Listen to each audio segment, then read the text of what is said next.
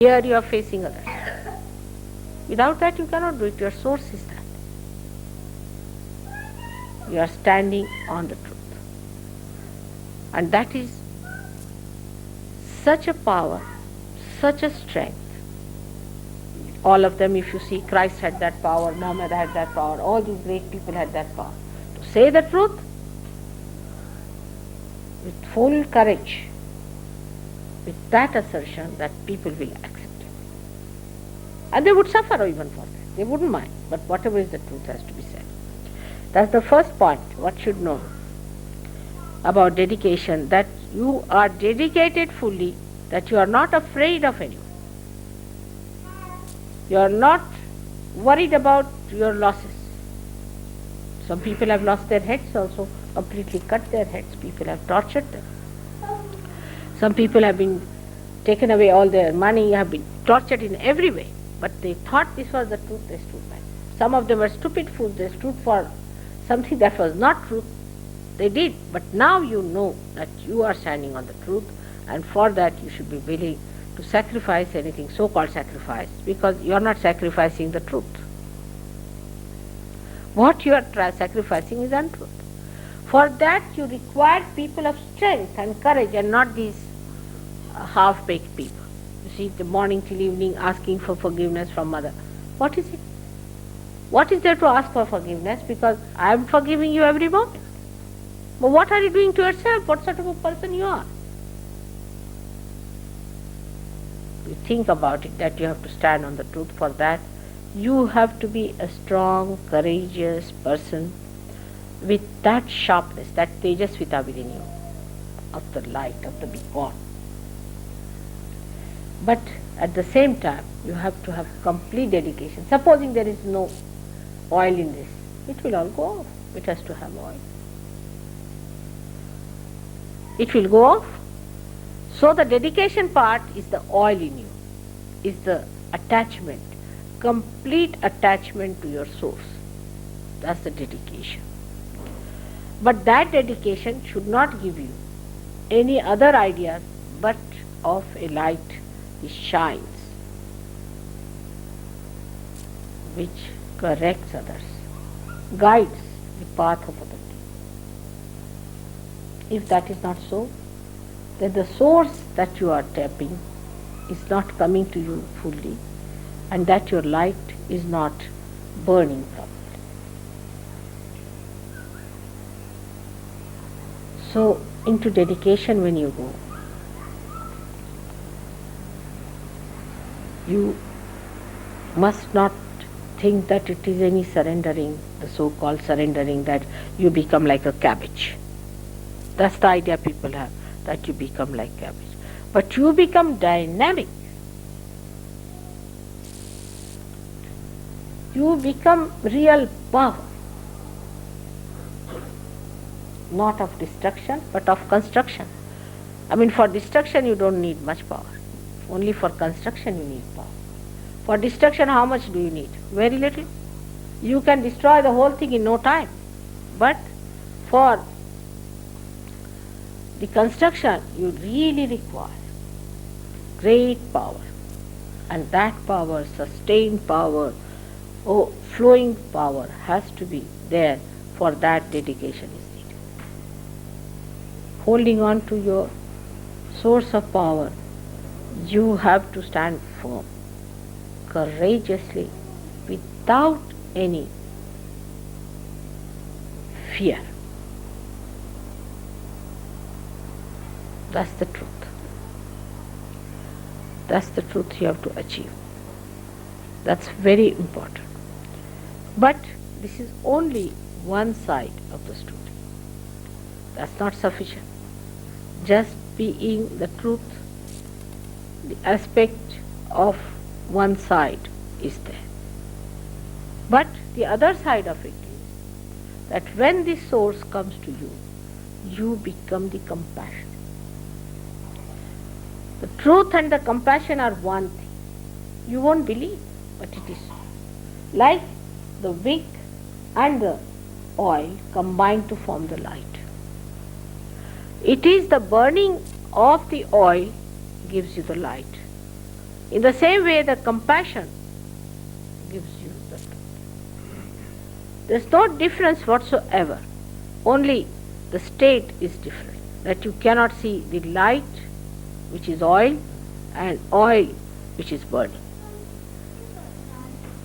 So compassion is the one which is the source as well as your stove. So from the source of compassion, you get your compassion. You see, I have seen people, they want to have compassion from me. They want that I should love them. But reflect it back. Do they love others like that? I have known people, say for one person, says harsh things to another. One comes and asks me, Mother, forgive me for that. Or does something harsh just for the whim of the mind. Mother, forgive me. But when you ask for that, I would like to know, have you given compassion to another person? Even after getting forgiveness from me, that source of forgiveness, that source of compassion, have you given compassion to others? Have you been compassionate to others? You see, it should not be one-sided.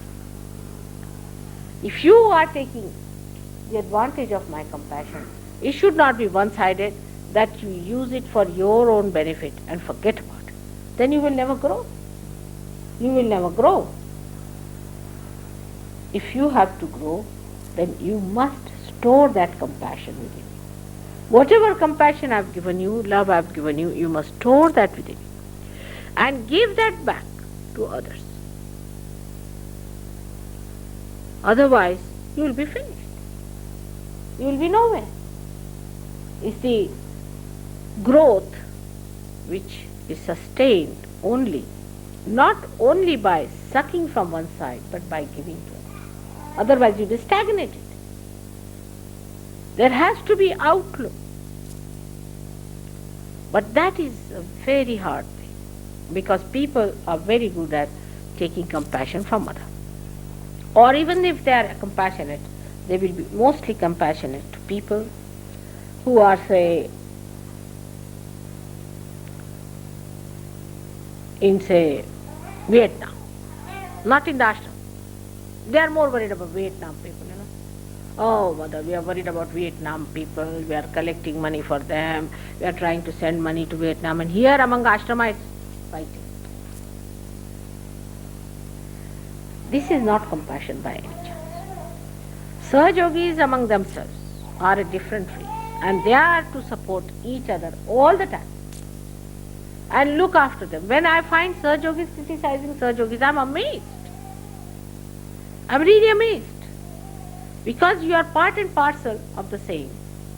How can you criticize one eye criticizing another person? I just can't understand.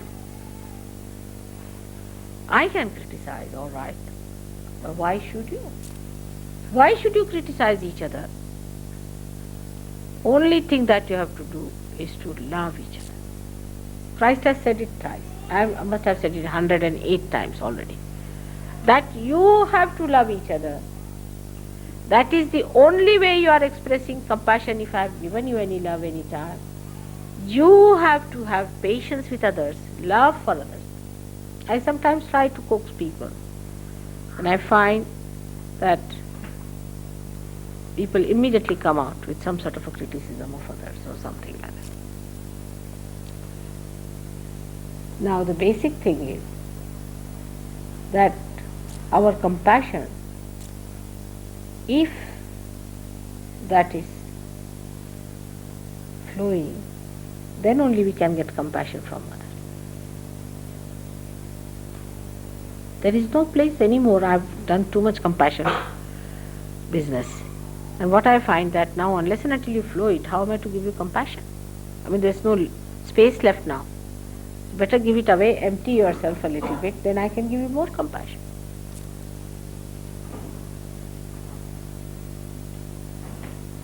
It's simple business. In this respect, one has to understand that the source cannot flow unless and until it expands the flow of it. Like the river Thames. We went to see the river Thames the place from where it starts. It's a small little stream from 7 streams, very little, we can say trickling down. It has become a river Thames. Supposing it does not widen, that will stop at the beginning only. It cannot come out. It cannot flow.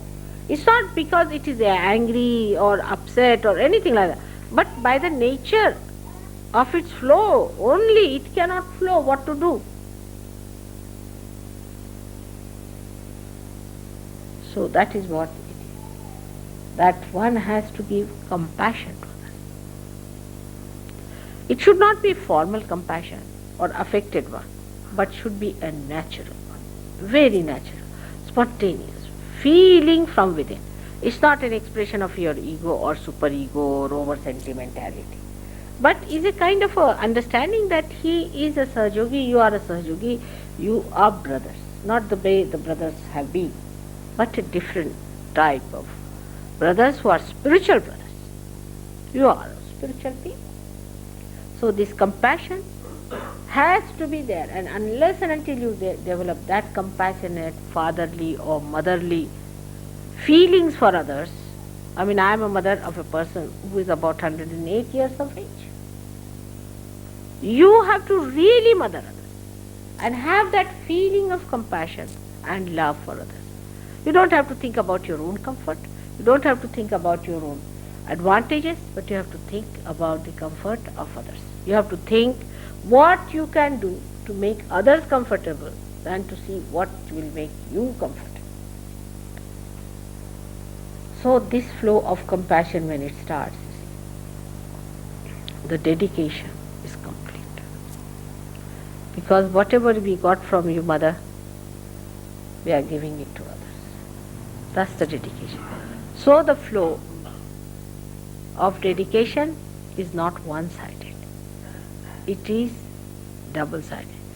You stick on to something, you get connected with something, to get something out of it, and you give it to others. And ultimately that reaches the collective being, means it reaches the source. It is in this light we have to understand. Exclusiveness, we should now marry, we should have separate place, we should live separately, it's alright. You must have little privacy as a married people, I am not saying that. But as far as compassion is concerned, as married people you have to be much more compassionate. But you will only worry about your own children, about your own comfort, about your own husband, about your own wife. In Sahajayoga, there is no place for such people. It's all collective. When you bring sweets for your own child, bring for other children in the ashram. You are one family, and all the family has to move with the same ways. I had told you before that we cannot have separate food arrangements, separate this and separate that. And in the same way, we cannot have separate standards of living for different people. We all have to enjoy whatever is enjoyed by all of us. That should be so. And that should be achieved on material level. On emotional level, any marriage which is absurd, which makes everyone unhappy, is useless. But marriages are made to make everyone happy. So before you decide to marry, think that you are not playing tricks. Playing tricks in Sahajayoga is very, very dangerous. You are not playing tricks with your marriages. You are not trying to involve somebody else thinking that mother will forgive your mother. I will forgive, but your ascent is difficult. So don't try to play tricks with anything that you have been doing before, but change yourself completely, transform yourself completely. Now you change your attitude towards life, you can, because it is changed already. If you try to be the other person, you cannot be. Now you have become a flower, now you can't become suddenly the leaf. Now you are a flower, and you have to live like a flower. And that's what you have to remember, that compassion is such an outflow, it's such a natural thing for a Sahaja. It's not natural for anybody else. Other people who talk of compassion or this and that are not at all compassionate. They are doing it for money, they are doing it for position, they are doing for ego satisfaction. But you are having compassion because you have to have it. Jolly well. It is flowing, the compassion, because it has to flow. And you are doing compassion because of compassion. There is no other purpose behind it. Only this will give you something that is of permanent nature, of a sthayi nature. I have seen people, as I was telling in the morning, who have gone to an organization, made a beautiful organization out of it, and once they leave, the organization is finished. Because they do not give anything substantial to that organization. And what is to be given is a large heart of compassion. If you do not give that, once you go away from that, the rest of them are again barren. It's not grow. Like if you bring water and plant things and give water to that area, then it becomes very beautiful, and you can say it's a very lush growth. But as soon as that water source is removed, it gets again dried up. But Sahaja Yoga is different. In Sahaja Yoga, you not only grow as a plant, but also as the source of the plant.